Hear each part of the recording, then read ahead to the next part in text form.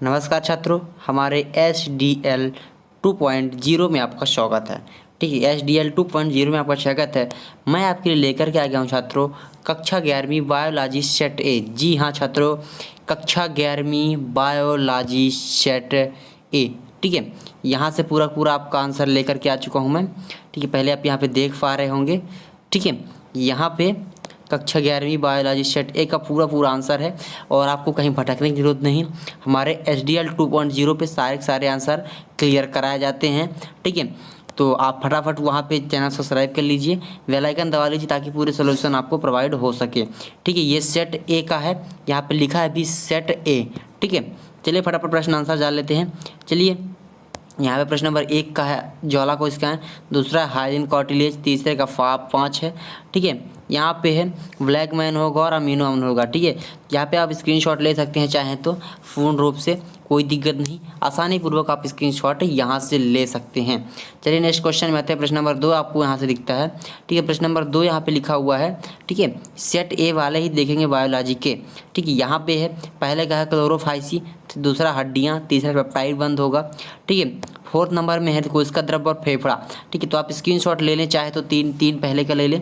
ठीक है, फिर मैं आपको दूसरे 2 दिखा देता हूँ। ठीक है, यहाँ पे अपना पूरा स्क्रीनशॉट हो गया। चलिए प्रश्न नंबर 3 आता है अपना। प्रश्न नंबर 3 का एक वाक्य सही जोड़ी है। ठीक छात्रों, तो यहाँ पे सही जोड़ी है प्रश्न नंबर 3 का। पहले का टेलिको एक केज का 2 पुत्री केंद्रों का निर्माण करना है ना। फिर यहाँ पे होगा रक्त का थक्का जमना तो फ्लाइबिनोजन होगा।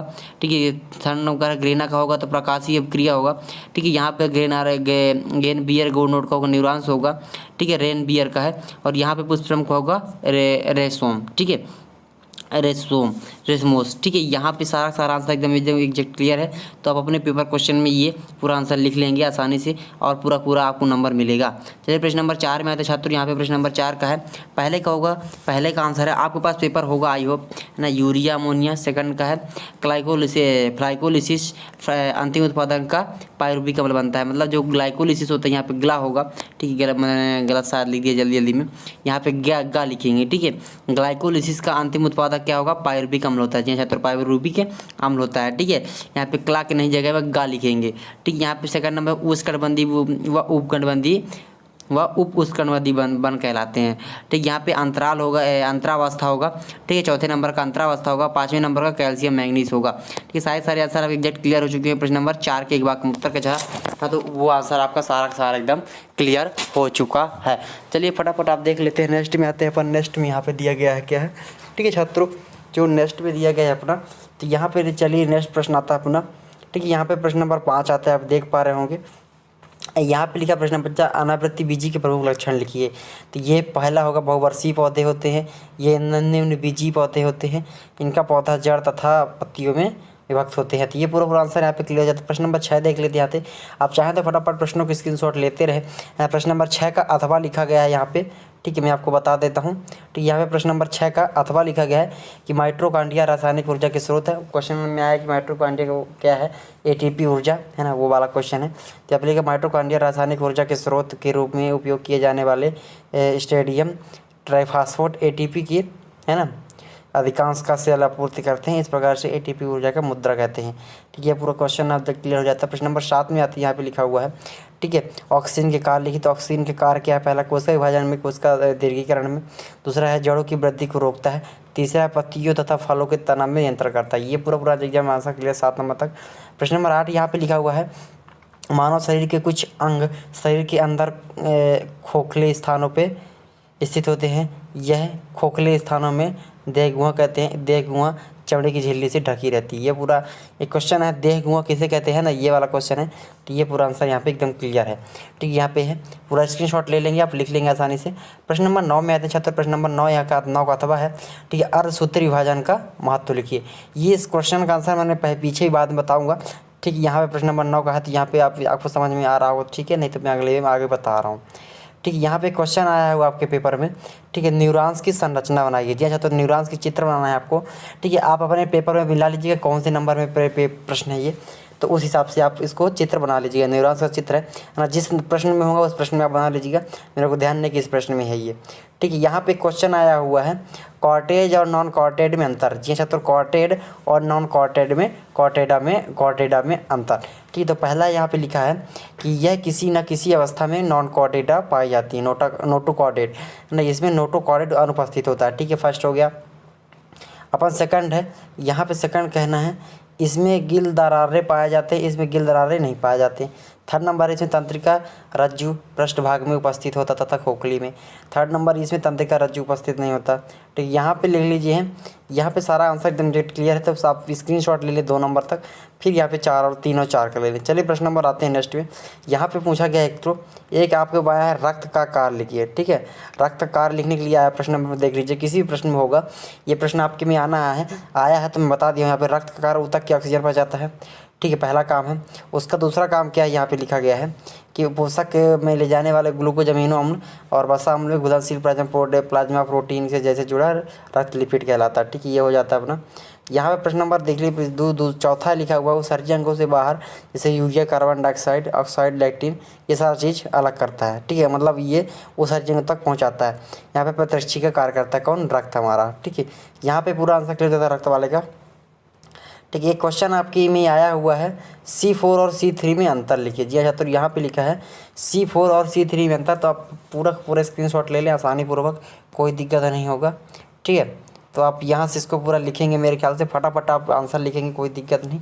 आप स्क्रीनशॉट ले लेंगे 1 और 2 और 3 पॉइंट का, फिर मैं आगे का पॉइंट दिखाता हूँ आपको 1 2 3 पॉइंट का, ठीक है। अगर हमारे चैनल पर नए हैं तो लिंक डिस्क्रिप्शन में दिया गया है टेलीग्राम चैनल का, ठीक है। वहाँ पे जाके टेलीग्राम चैनल ज्वाइन कर लें, और वहाँ पे PDF में दे देता हूँ, प्रयास करता हूँ, है ना। समय लग जाता है पर लेट मिलता है, पर दे दिया जाता है। और साथ में आपको चैनल सब्सक्राइब करना है, बेल आइकन दबा देना, ताकि कोई भी नए वीडियो अपलोड करूँ तो आपको सबसे फास्ट नोटिफिकेशन मिलता रहे, ठीक है। ये हो गया पूरा नॉन कॉर्टेडा वाले अंतर का, ठीक। यहाँ पे भी चौथे और 5वें का पॉइंट का लिख लेंगे आप, ठीक है। स्क्रीनशॉट ले लें, कोई दिक्कत नहीं, फटाफट आप करें, है ना। ये आता है प्रश्न नंबर नेक्स्ट में आता है। एक आया सोलोनासी कुल का परीक्षण पुष्पी लक्षण, ठीक है। तो आपको सोलोनासी कुल का लेना है, यहाँ पे सोलोनासी कुल का लिखना है, तो इनमें से कोई धतूरा एक लिख लो या फिर कोई किसी एक का नाम लिख लेना है यहाँ पे, ठीक है। सोलोनासी कुल का, फिर यहाँ पुष्पक्रम लिखना है आपका। 16 नंबर प्रश्न में ये आया है सोलोनासी कुल के लिए, ठीक है। तो यहाँ पे अपना पुष्पक्रम वाला लिख लेंगे, सेकंड पुष्पक्रम कहलाता है, ठीक है। यहाँ पे या और भी आगे लिखना है आपको, ठीक है। यहाँ पे अभी 1 मिनट दिखा देता हूँ मैं आपको, ठीक है। दलपुंज लिखना है, फिर वाहन दलपुंज लिखना है, पुमंग लिखना है और जैंग लिखना है। ये चारों चार आंसर आपको लिख देने हैं, ठीक है। ये पूरा आंसर एकदम एग्जैक्ट क्लियर हो जाता है।